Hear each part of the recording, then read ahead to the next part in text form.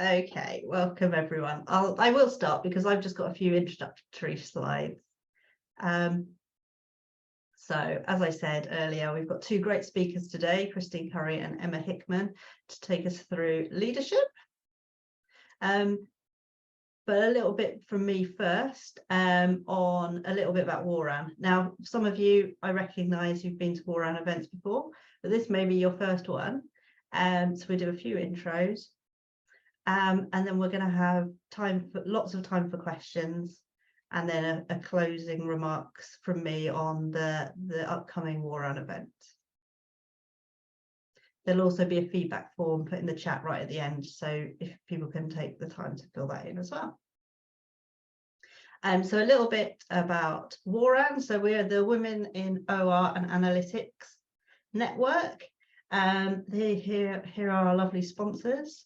We're attached to the Operational Research Society. We're one of the special interest groups, and we were formed just a couple of years ago, and we're all about encouraging women, but we're open to both, well, we're open to all with an interest in this.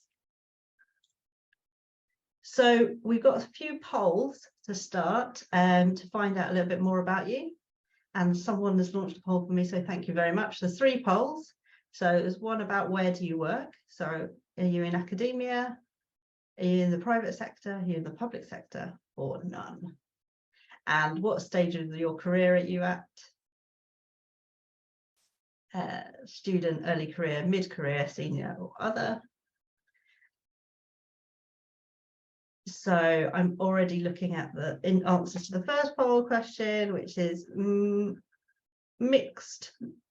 It's about 2/3 public sector. Great. And we've got a special question which is related to leadership this time. So when you're working, are you in a leadership position?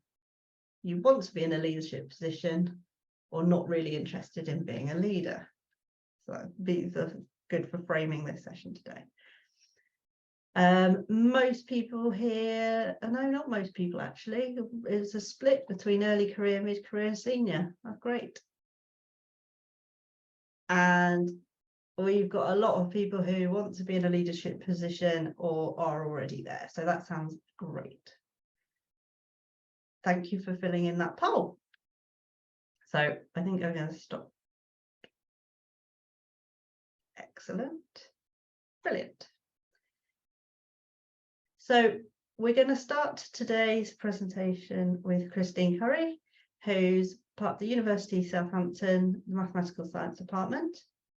I'll hand over to her in a second and she'll share her own slides.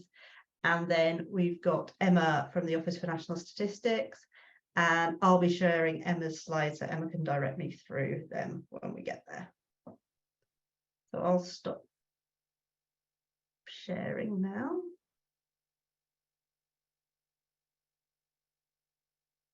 And can I invite Christine to share her slides?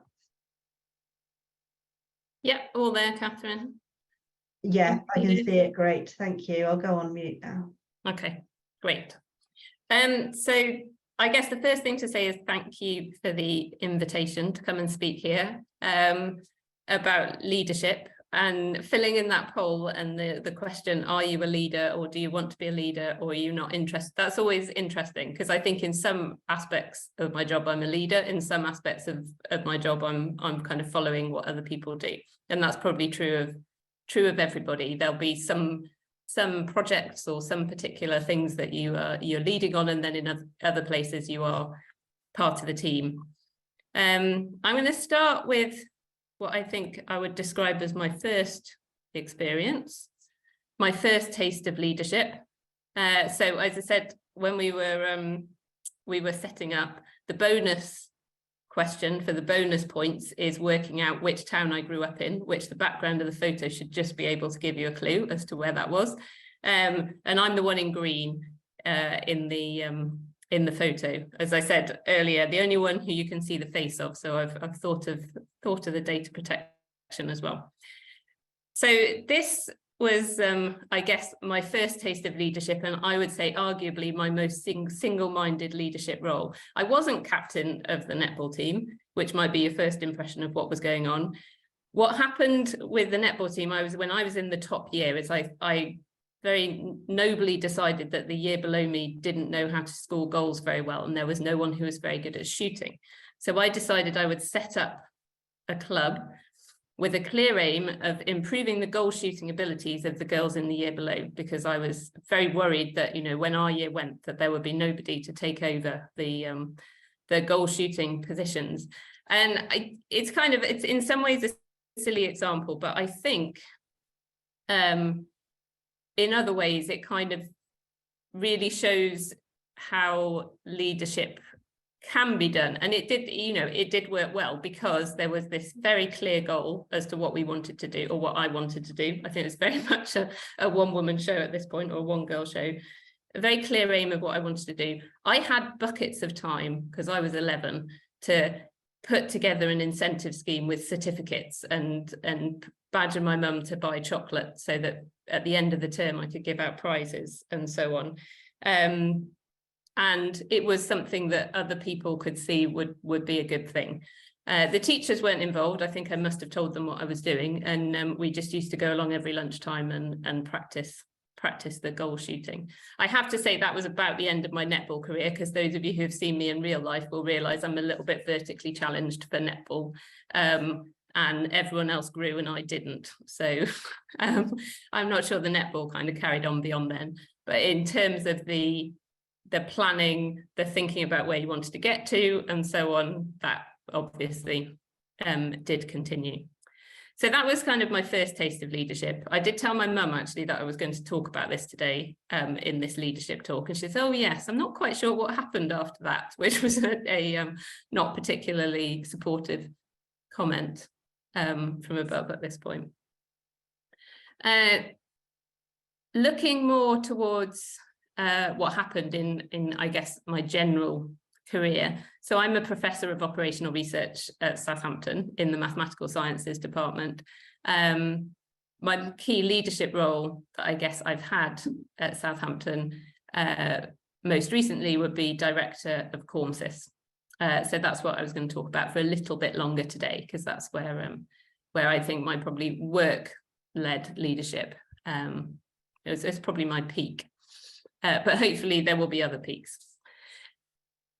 So I was director of CORMSIS from 2018 to 2020. So 2020 not being a great year for anything, and not being the nicest year to finish off and have to hand over to somebody in, but it was a 2-year position. So that was how it went. A little bit about CORMSIS then. So CORMSIS is a large research centre at the University of Southampton. It has around 40 to 50 staff and around a similar number of PhD students involved. So directing that, you've got quite a lot of people who are looking to you for some kind of direction, but equally you're not a line manager for any of those. So, and I think this is one of the things that kind of talking about as to what a leader is and what being a leader means is often, in my head at any rate, being a good leader means you've got lots of people underneath you who are doing what you tell them to do.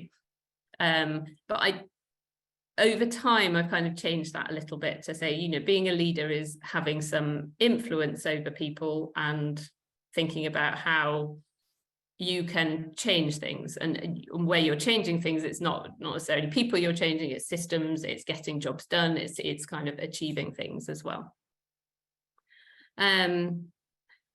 So 2 of the key roles for the CORMSIS director, and I noticed the current CORMSIS director, who's Celine, is on the call as well, so she'll be able to tell me whether this is still true.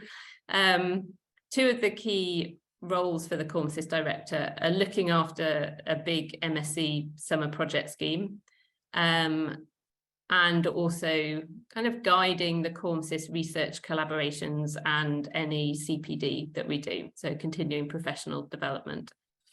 And by far the biggest part of that is the summer project scheme, and that's what takes quite a lot of the time. So we typically have, like many of the universities that offer MScs in OR and related subjects, we send our students out over the summer for 3 months to work on a real problem, either from government, from industry, or from charities. And one of the difficulties with that is kind of bringing in companies and talking to them, persuading them that things need to happen. But equally, there's quite a lot of organising that needs to be done behind the scenes for this to work, and also a lot of buy-in needed from staff for whom this isn't the core part of their job to kind of keep working. And in many ways, running a research centre like this is not quite like running a volunteer organisation, but you have to realise that for most people, this isn't the core part of their job. What you see as really important is just 5% of their time. And I think that's what I always felt was one of the difficulties with leading something like CormSys, is that you have an awful lot of persuading to do and not a huge amount of power. So various carrots, but not many sticks. But that's probably suits the way I like to work anyway, so that wasn't too much of a problem. So what went well with working as director of CormSys? So I'll kind of talk a little bit about these few points. So the first part, clear vision, I think went well. I had been a member of CormSys for quite a few years. I knew exactly the gaps where I thought that there was something needed doing. I knew what I wanted to do. I'd thought about it for a while, and I kind of had that in my head.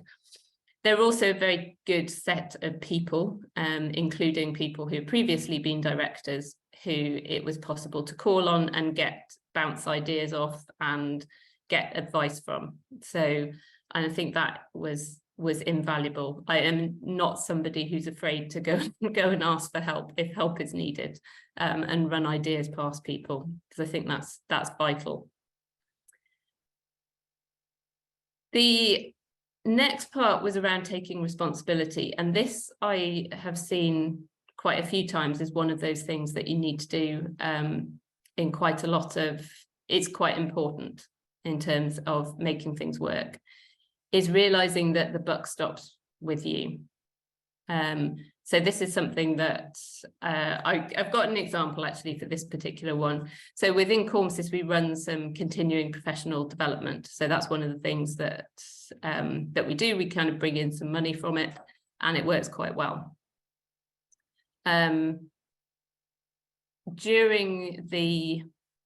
Just at the start of my role, we were starting off a contract to do some continuing professional development, and various organisational structures within the university were not working quite as well as they always were, because people had changed, the key people have moved on, etc.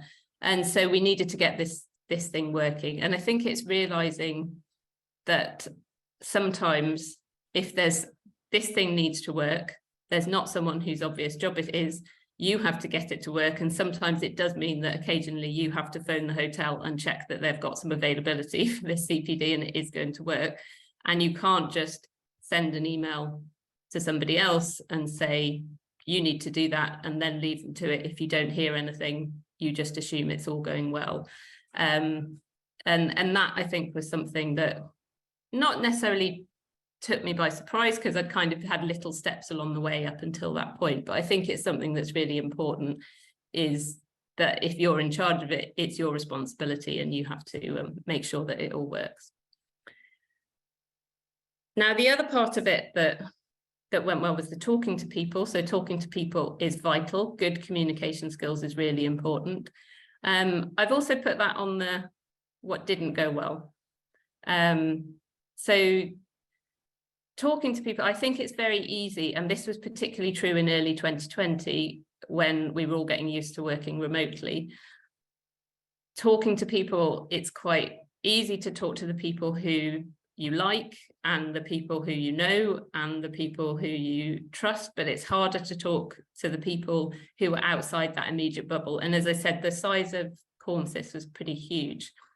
And so I think that was something that we learned, and I've kind of got this coming on later, is that you needed something, you couldn't just rely on informal conversations. And so that's what I guess I tended to rely on before, was the informal chats. You meet them in a cup of tea or after a seminar, have a chat, get everything sorted. But actually you needed something more formal and more regular communication channels when working with that group.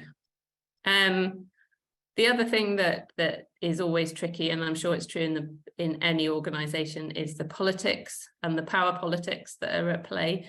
I think there's always room for improvement there in terms of just understanding where the centre sat in the wider university. And I think certainly from experience, when I started, I knew everything to change about Cormsys, but probably wasn't aware enough about how it sat within the wider organisation.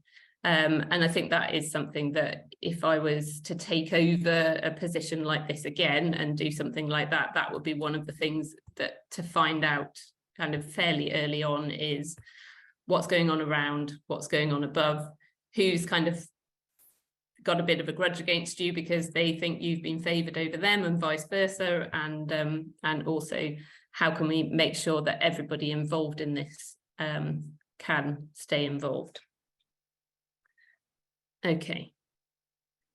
So I'm coming up to, I think I've got a question slide, but actually I think we're going to listen to Emma before we get to questions. The one thing that I would say about how I run my, and I'm not saying that this is the right way to do things, but how I get things done is my endless books full of lists. I don't know if anyone else can relate to that. I have a whole notebook of work, A4 notebook, that is just full of things I need to do, which I joyously tick off, and a whole book at home of other things to do, which I very slowly tick things off on to get things done. And that is, I think, as I'm sure anyone who's worked with me will appreciate, it's kind of the way I rock and the way I do things. Otherwise, I think the stress would be of having thought you've forgotten something would become too much. So it's all in the book. Good. I think am I handing back to you, Catherine, now, or are we going straight to Emma? Yeah, back to me. Thanks, Christine. That was really insightful. And I'm keen to hear a bit more about that, how you negotiated some of those politics and talking to people points. So but I will save that for the Q&A. I am sharing Emma's slides, so if you just bear with me while I find them. Oh yes, I have got them.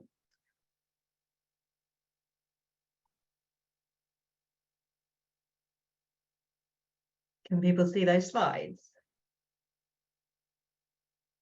Yes, excellent. In which case I will invite Emma. And Emma, if you just let me know when you want me to move on. Could you go to the start of the slide pack, that's please, a very Catherine? good point. Yeah, thank you. I'm giving away the end. Okay. That's okay. That's your first slide, isn't it, Emma? Yeah, thank you. Okay, I'll let you introduce yourself, but we know each other very well. We do. I just wanted to say kind of thank you for the invitation to come and speak here. I genuinely kind of felt sort of quite honoured to sort of have the opportunity to come and talk to you all. I think, so I will share some reflections on leadership, and I think interestingly will be very, very different from Christine's, which I think are sort of equally valid, but hopefully kind of this might give you a different take. So I'm the Deputy Director for Subnational Statistics and Analysis in ONS. I've been in this role now for about 18 months, and it's my first senior civil service role. And what I've been doing in the last 18 months is growing a new division in ONS from about 35 people 18 months ago to we've got over 100, just over 100 posts now, and it's 2 divisions. So it's now 2 deputy directors, and the other one joined around sort of 6 months ago. And this is really to kind of provide, our sort of role is to provide a real central point for coordinating statistics that are important for the levelling up agenda in government. So you'll understand that that's quite a high priority at the moment. But I'm going to talk about, so if you move on to the next slide, Catherine, I really want to talk about the fact that actually I've had a very wide and varied career, and the progress is not necessarily linear. So I just have chosen a few turning points, I suppose, to talk about where maybe I've made a change, stepped back, slowed down, or accelerated actually kind of some parts of my learning to kind of get to the point where I am. So if we start on the next slide, so I did not start life as an operational researcher. I started life as a secondary maths school teacher, and actually even from my first year as a newly qualified teacher, I was, I think I showed some really good leadership in some projects that I led. So in particular, my NQT year, I remember leading a project across our department and across the food technology department, actually. So it was a collaborative project to deliver a week of learning around the Caribbean theme. So it was, getting all the students really excited about what maths is involved if you think about it along this kind of Caribbean theme. So we took, we did a lot with the food technology department in terms of like weighing ingredients, planning a party, having a budget, all of that kind of thing. It was really good fun. I did reasonably well in my teaching career. I got to being a second in department. But I have to say that it came a point where actually kind of my leadership skills were sort of becoming clearer to me. And actually my performance as a teacher in the classroom sometimes was a bit inconsistent, or some of the feedback I would get felt quite inconsistent. It was a very intense time and incredibly hard work. And so I sort of got to a point where I was probably feeling a little burnt out, to be honest. And I thought, well, I've got this maths degree and I really enjoyed doing operational research as part of that. I wonder if there's something else out there that actually might be better suited for me, because I had nothing to compare it to. Teaching was my first job. So I decided to explore what else was out there, and found the Government Operational Research Service. And that was really appealing to me because it was still in the public sector and still kind of had, the same kind of draw for me as teaching and being able to do something for the good of others. But it had the kind of operational research and the sort of using my maths degree kind of element in a way that my teaching experience, it was just a different lens that brought to that. And actually I could see Hazel join the call earlier, Hazel Challenger, who was my first line manager when I joined the civil service, and probably supported me quite heavily through this transition. But I think it became really clear quite early on that actually my leadership in terms of people was actually pretty well developed from my previous career. And what I needed was some more technical development. So I took part in a managed move and worked in the legal aid agency on forecasting, which was a step actually away from being kind of in quite a protected analytical community and really needing to be a lead in an organisation where I was mostly working with accountants as the person who was like the forecasting expert. And this is the time when I actually took an opportunity to apply for some funding to do my MSc. And I actually did that part-time at Southampton University with Christine as my supervisor. And actually it was a really, really fantastic opportunity to kind of really accelerate some of that development, to kind of get it to the point where it was kind of matching, some of the development I'd done as a teacher. So it was really kind of thinking about making sure I had a bit of balance. So it was like a dip back and then a sort of moment of acceleration. If you just go to the next slide, the next kind of point I'm going to talk about, and actually going to ask Catherine to kind of skip ahead here, is actually stepping up on temporary promotion and transitioning to motherhood at the same time as that. So I sort of secured a job on temporary promotion, heading up the school performance data unit in the Department for Education.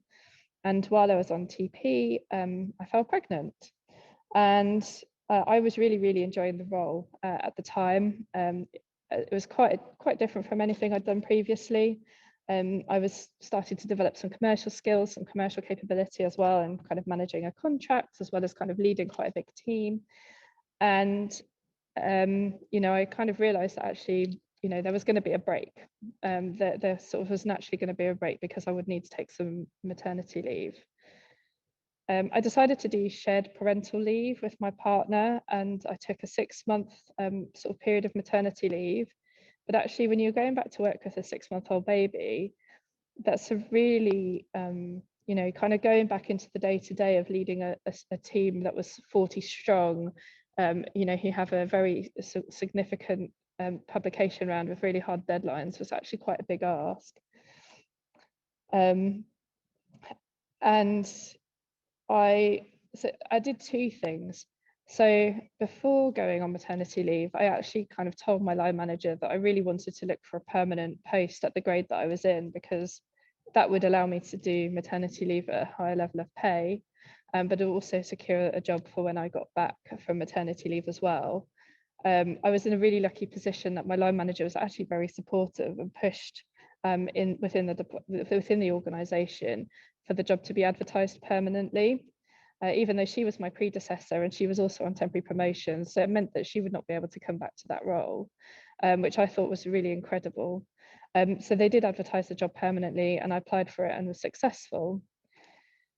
The other thing was the same line manager, through our keeping in touch meetings, I identified another real development opportunity while I was on maternity leave, which was to lead a procurement of the contract that I talked about managing, which was going to be quite risky, and actually nobody in the team had the capacity to do it. So I suggested that they keep my maternity cover on for a little bit longer, and I would come back and lead this procurement. I will say now, I never want to lead a procurement again. It was really, really challenging, but I learned so much from the process, because I was, as kind of Christy mentioned, I was having to influence people that weren't directly in my line management team. So I was working with quite a small team, but across, you know, kind of commercial and other kind of areas of the organisation to get the procurement done. You know, so that was quite challenging. Most of them were working remotely, so there were some real advantages there actually in terms of being able to work at home more than I had them previously. And I will say that actually I thought the support when I returned to work at the Department for Education was pretty good. There was a working parents network and a breastfeeding group as well, who helped me to navigate, you know, kind of how navigate kind of this new world of balancing kind of work and parenting, even though I'd kind of gone in at quite a sort of senior role. And then finally, just at the point where I was stepping up into my current role as a deputy director, I don't know, Catherine, if you could just move to the next slide. Another kind of really big turning point that I'm sort of still really at the start of for me was actually, yeah, just at the point of stepping up into a deputy director role. I also kind of started kind of going through the assessment process for autism and ADHD. And actually I gained an ADHD diagnosis last year. So that was a really, really intense kind of emotional, personal journey that was happening for me kind of right alongside kind of, you know, stepping up into a very, very busy role. You know, we were working on the Levelling Up white paper with the Cabinet Office Task Force. And, you know, some of the work I'd probably done in returning to work on personal resilience and learning to ask for help was really, really important. As I say, this is quite a big journey, and I don't really know kind of how much, I don't know how much I'm sort of comfortable kind of talking completely about where I'm at the moment. But the reason I wanted to mention it is that actually, as you can see at the quote there from NICE, actually ADHD in adults, there's a male to female ratio of about 3 to 1 in terms of actually having a diagnosis. And that means that women are typically underdiagnosed. Women or those who've been socialized as female are typically underdiagnosed and often get a misdiagnosis. It doesn't actually mean that those women are not struggling in some way. It's just those struggles perhaps are less visible, or that they're better at hiding them. And so I think this is a kind of really, really important thing to point out. So far, I found the diagnosis incredibly helpful. It's been quite an emotional journey, but it's helped me to start to accept myself and who I am in a different way to what I had before. And I've also made the space to work intensively with a specialist coach through kind of some of the things that I really kind of have challenges with. And what I found is that through kind of my leadership journey, there's been so much about actually, as a mum, I'm constantly trying to meet the needs of my daughter. And at work, I'm often, you know, spending a lot of time trying to meet the needs of my team. And I can't do that without meeting my own needs. And so this has kind of been really, really important really important. There's also been something about spotting my strengths and starting to work on how to build the right team around me. So really understanding, you know, kind of, you know, neurodivergent people have spiky profiles. Their strengths are really strong. And so starting to, you know, for example, my business support and my PA are incredibly important tools for me to be able to do the role that I do, because they actually take away, you know, quite a lot of that administrative and organizational burden that I would really significantly struggle with. I've put some useful resources on the next slide for anybody who would like to go and find out a little bit more about ADHD, and I'm sure that the slides, I'd be happy for the slides to be shared after the talk. But I'll finish there and say kind of, I hope there's some, you know, some different kind of points in that journey that you can take away. Great, thank you very much, Emma. Really interesting to hear both talks, and like you said, they're very different, and it's nice to hear that you'd like, Emma, you've worked with Christine before when you were studying. So it shows that the OR community is a small one but a friendly one. Emma was a very good student. I can say it. As you can imagine from what she said. It was great. Pleasure to work with her. Fabulous. So we're going to move to a sort of a question and answer, and the format, you can just raise hands is probably the easiest, or you can put questions in the chat. We will, me and Steve will sort of moderate it to make sure that we don't miss any, but yeah, feel free to jump in with any questions, either for Christine, Emma, or both. Just let us know. And I've got a hand up from Rachel. Hi. Oh, you can't see. We can see a field, Rachel, but that's not a problem. Let's bring me in. There you are. Hi. Just to say thank you so much to both of you. Some really insightful little comments. One of the things that I picked up immediately from Christine was the ability to talk to people or not to talk to people. And that chimed it particularly closely with what Emma was talking about within terms of ADHD, because I've recently had a diagnosis aged 50, we won't talk about that, of autism. And it has really explained to me why sometimes my ability to lead people has been taken in a completely awkward direction. And as a result of that, I have not thrived as a leader. And I've taken a big backward step and come back down into an area where I can concentrate on the things that I'm really good at. That doesn't mean that I don't want to be a leader. It just means that now that I've had this diagnosis, actually I can start to concentrate on the areas because I understand them, where I need to change. And hearing both of your stories has given me masses of encouragement. So thank you very much. No, that's great, Rachel. Thank you. And reiterating the fact that it's not everyone's career trajectory is like that. You know, you can take periods of reflection and taking a step back too, and it's all part of your career journey. So thanks, Rachel. Can I just react to that and what's going on in the chat as well? Because there's quite a lot in the chat about good line managers and mentors. And Ruth has said, yeah, a network like this is really useful. I think mentors and people who are honest with you, who tell you when that didn't work or that really did work. Because sometimes you know you need somebody who's not just going to say, yeah, everything's great, and is actually going to give you some constructive feedback is really useful. So a good line manager is always amazing, but also good mentors are really, or just friends are really valuable, I think. So yeah, can I react to that as well? I have to say I've nearly always had a mentor throughout my career. I think no matter how good your line manager is, and I've had some very good ones, there's always something about having someone to speak to who doesn't have a stake in your job and whose interest is only you. and getting the right outcome for you. And I you know, the importance of that is you know, is huge. And I also just wanted to say to Rachel, please don't feel like you have to change to be an autistic leader. I think this is really kind of more about making sure that you actually have the right support to be able to do that. And kind of learning to advocate for yourself is probably more important than changing. Great, thanks both, good reflections. Ruth's got a question. Ruth.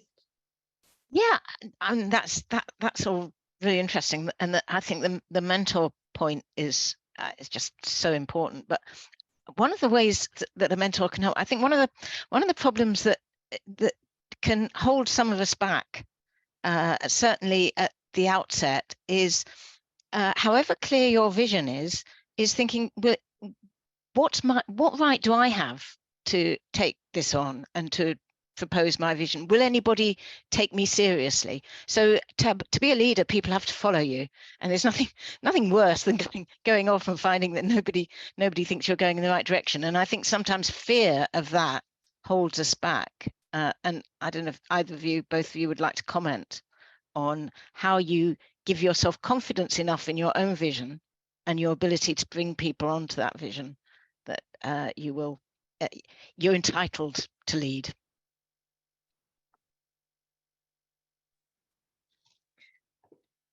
I'm certainly happy to offer some reflection on that. So actually, I really struggled with this when I first moved to the Office for National Statistics.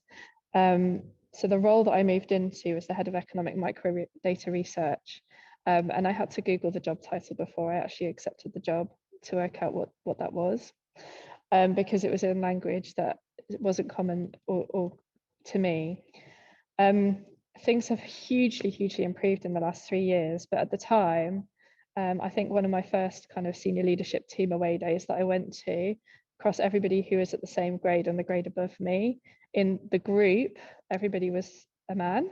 Most of them are economists, and my predecessor was a PhD economist, and he was hugely respected by members of my team. And I walked in and thought, oh my word, what on earth am I doing? You know, how am I going to do this? And actually, we were part of the away day that I just talked about. We were actually kind of divided into small, like, buddy groups, and I kind of said to my buddy group, I was like, I'm really not the same as my predecessor, and they were like, but that's a good thing. You know, that's the whole point of why you've been recruited. You know, they've seen something else in you that brings value to the organization. So you know, don't be scared of that. And that was like a really important thing. And so that gave me the courage actually to test that with our director general, who's, you know, 3 or 4 grades above. Kind of on the same day, I kind of said something just quite similar. I was like, you know, I realized I'm you know, quite different from my predecessor, you know, who'd actually just recently been promoted out of the role. And they kind of completely reiterated that, like, you know, you have this amazing CV, you did so well in interview, you know, you've got real kind of skills and organization to bring. And I think at that moment I realized that actually to be able to lead my team, I needed to be authentic to me and not try and fill somebody else's shoes. And that actually being recruited into that role was that, you know, that people who had interviewed me had seen something in me that meant that I would do that well. And so that was a bit of a turning point moment for me. And just to add to that in a very different way, actually, from what Emma said, is homework. I think I've always had that need to do all the background reading. I think less so recently because time has become a little bit more tight, as I think Ruth will know because she's tried working with me on stuff. But I think certainly in the early days, kind of putting in all that time so you actually really understood the problem from your perspective, so you knew that you had done that homework, that gave you a bit more confidence to then go out and say, this is what I think, because you probably read more about it than anyone else in the room. And also just being a little bit flexible. So if you, I mean, as a lecturer, you get used to seeing that wall of blank faces and knowing that you need to do about turn at this point. And I think you will also sometimes see that. see that in other situations, and kind of when you've got a team in front of you, you're like, hang on, this has gone down like a lead balloon. I need to think of another way either of selling this or adapting it so it fits better with other people. Yeah, I do remember one occasion, because I worked my PhD, I did some work with the World Health Organization, and they flew me over to Durban to do a talk to all of the TB and HIV people in the world who'd all come along to kind of listen. And there were lots of other talks, I wasn't the only person, but they were dual translating this talk into all of the WHO languages, and there's nothing more intimidating than thinking that there's a team of people translating what you're saying. But I think on that occasion, it was having done the work, knowing it well, having that set of slides, and having had them checked over, with the team that you were working with, really helped. So that kind of pre-talk sounding board, this is sensible. It did really help at that point. So yeah.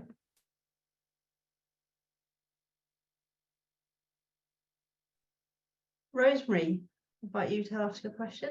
Yeah, I don't know if it's so much a question or as a reflection, and it was prompted, Christine, by something you said about you were trying to persuade people to do things, but it was only 5% of what was important to them. But I think also, like, just flipping that round a little bit, and what I found as a leader, increasingly, or in certain situations when you've got so much work coming in, that you have to do that prioritization yourself. Like, other people are asking you to do things which is really important to them, but only a tiny part of your work. But to be an effective leader, you have to think, what is it that I am doing that's going to add the most value and that's most important for kind of progressing my leadership, my goals, and what I need to achieve as a leader, and not getting bogged down in the detail of somebody else's priorities, perhaps. I just wonder if you guys had any reflections on that as well, or experience of that. I think the prioritization is a very important one, and that gets harder and harder the more stuff you have, because you almost are spending an hour prioritizing which ones you're going to do first, which doesn't really get you anywhere. Been doing that this week. Yeah. Yes, yeah, but it probably is time well spent, to be honest. And there's lots of things there, because and this was something that I don't think I said, but I was kind of hinting at when I talked about that netball club example, because you are at that point, that was what I was thinking about. That was the only thing. I didn't have anything pulling me off. Now I've got various projects I'm leading, but there's probably 4 or 5 of them, and each of them have different needs at different times. And I'm very conscious that there'll be an email coming in on one that I'm not answering immediately, and there'll be someone at the other end of that needs it. So it's almost looking for the bottlenecks. If I do 10 minutes on this now, that will help the rest of it kind of carry on. And if I leave that, someone's sat there with nothing to do for a few days. So it's that prioritization, I think, is hard. The other bit that's hard is knowing when you've got somebody, or there's a piece of work where you can just say, you go away and do that, and I don't need to think about that for a while, and when you need to be kind of on it and checking that it's okay. But again, a lot of it is communication, and I think that does get harder. The more stuff you have to do, the harder it is to keep up the communication with everybody you need to, and so they know, even if they're just telling them you're busy, and so it might be a bit longer, it's knowing best how to do that. So I don't think that answers your question in any way, but it's It wasn't so much a question as a reflection. Yeah. I definitely sympathize. I can see exactly where you're coming from. I'll say that this is something I really, really struggle with. It's an executive function that's impaired if you have ADHD. So I use my team. I don't actually do much prioritization myself. So we have regular meetings where we'll sit down and we'll go through kind of, what have people got on? Are there any blockers or issues where me stepping in is going to be helpful? So that's a question that I ask. Is there something that I can escalate for you that's going to be helpful? If you're expecting me to read something, you need to make sure there's time in my diary for me to do it. Otherwise, I'm going to really struggle to find the time. It just won't happen. And then I actually sit down with my, like I said, I have a PA, but we sit down for half an hour once a week and go through my entire diary and prioritize and delegate a lot of my meetings. So work out what I'm going to versus what everyone else in my team will go to on my behalf. And then the other thing is actually that there is a lot that you can delegate. And I think I saw somebody kind of put this in the chat. I think it benefits actually, benefits me because it means that people who have strengths that I don't are actually kind of able to do the work and feel empowered to do that, and they get to develop as well. And it means that I am more involved in the things where actually I am really adding a lot more value.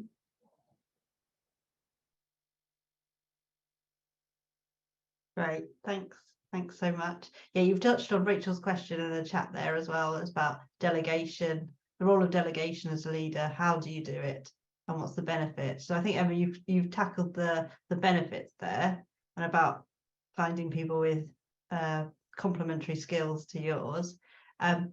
Any tips or anything on how's the best way to delegate effectively, either of you? I will say one thing on delegation. It's a bit different in academia, is you tend to be, it's less obvious that you have a team. I don't have a PA, I don't have anyone doing the admin stuff. So all of that is you're a bit more of an individual. So you kind of have teams together for different projects, but not a team that's kind of single-mindedly looking at one thing, which does make things, it's different. I wouldn't say it was more difficult or easier, but it's definitely different.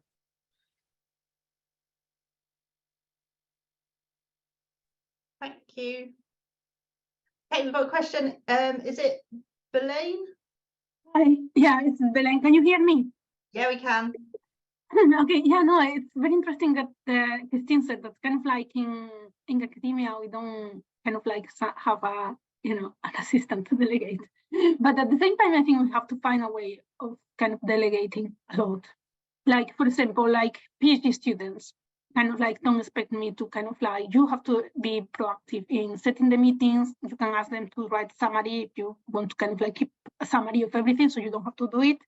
So we have many people, even when we don't have still, even with the students, like they ask you a question in class at the end of the class, and it's like, yeah, I'm gonna answer you.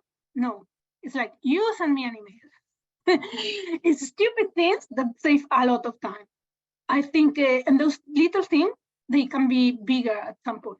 For example, when it comes to kind of like postdoc, then it's kind of like, if you are thinking about kind of like a next grant, you need to be more proactive in, and then I can help you. You can learn, how to write grants, which is going to be very useful once you get a bit more permanent position.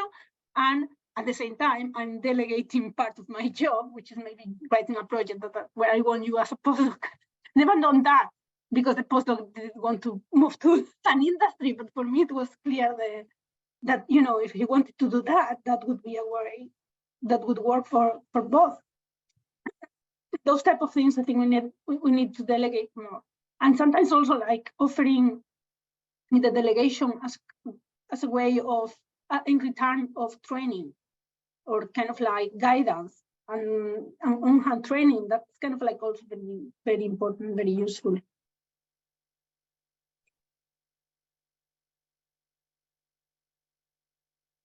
Yeah, thanks for those reflections, Belaine, on delegation. You have to be a bit creative sometimes with who you use and how you use it. Cool. We've got time for another question if anyone has one. Put up their hand. I have one. So as you're both women in leadership roles, have you experienced the sort of concept of having to do more than your fair share?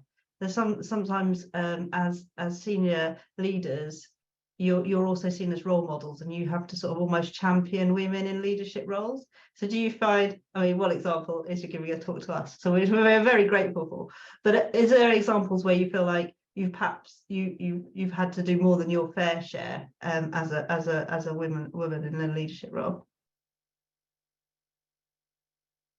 I'm not sure specific. I mean, I think being a woman in a leadership role, sometimes that helps because you are maybe different. People remember you. So that sometimes helps. So I wouldn't say it's all negative by any stretch. I think where I probably would feel there was more doing is you tend to be expected to do more. I can't remember how it's called, office housekeeping type work. So if there's a card going around, if there's a present being collected for, if there's something of that kind of ilk, then you often get landed with that, which I don't think would necessarily happen. And it's not just that you're often landed with it, you often will volunteer to do it because you see that it's a nice thing to do. So I'm not saying, so something is about kind of stopping yourself volunteering for that as well. But yeah, I would say it was probably more in that department than anything else. Yeah, I agree, because for example, I'm a person that because I'm very disorganized, these type of things, and don't tend to volunteer.